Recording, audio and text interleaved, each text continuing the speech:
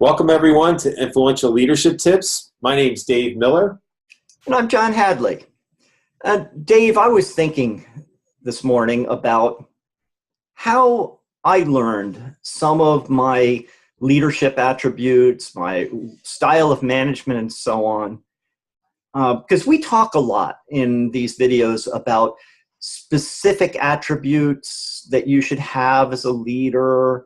We gave that the leader acronym some time back with different attributes that make an effective leader. But there are lots of choices you have.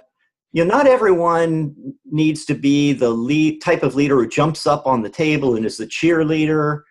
There can be that can be appropriate for some people. There's the one who's very quiet and focused all the time. So there are lots of different choices you have as to your leadership style.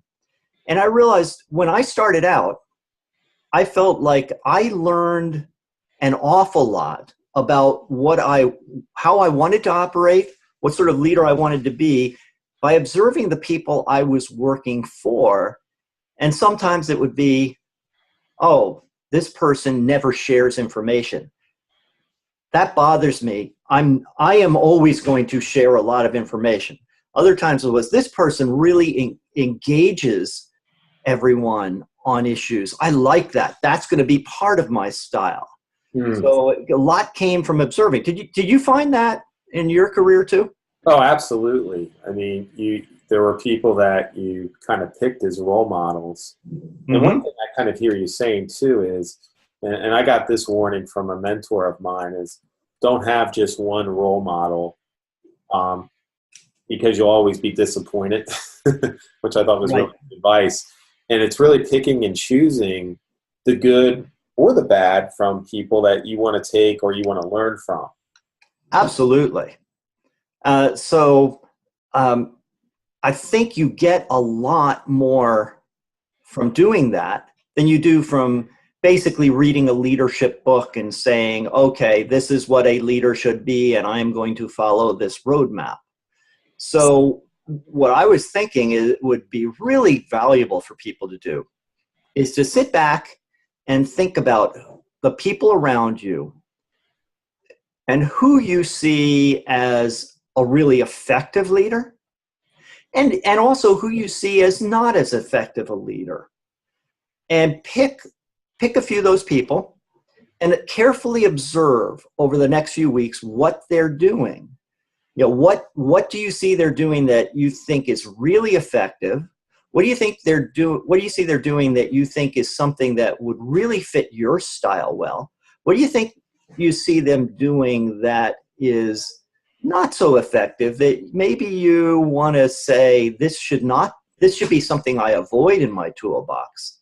And so you can start to come up with a profile of what's the kind of leader you want to be. And then actually you can start creating a strategy. Once you have this picture of here's the sort of leader I want to be, here are the sort of attributes I want to develop. Now you can sit down like we've talked before about developing an actual set of activities around how can I get there? What are the core things that I need to do to develop these attributes and to avoid these other attributes? That's something you and I work with people on all the time. Right.